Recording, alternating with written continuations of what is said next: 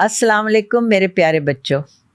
मुझे नहीं पता तुम ये वीडियो कहाँ से देख रहे हो, कमेंट में ज़रूर लिखना ताकि मैं तुम्हारे बेहतर मुस्तकबल की दुआ कर सकूं। हमारे साथ रहिएगा क्योंकि आज मैं तुम्हें उस चोर के बारे में बताऊंगी जो तुम्हारी जिंदगी लूट रहा है। वो चोर है गफलत और कल पर काम छोड़ना।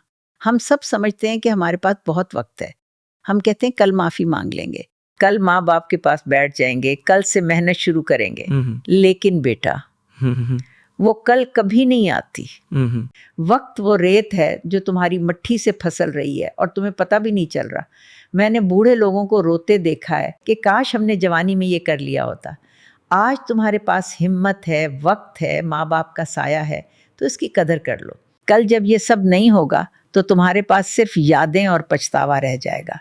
जो करना है आज करो, अभी करो। क्या तुम आज का काम कल पर छोड़ते हो? कमेंट में लिखो मैंने गफलत छोड़ दी। इस वीडियो को लाइक और शेयर करके सबको जगाओ। अल्लाह हाफिज।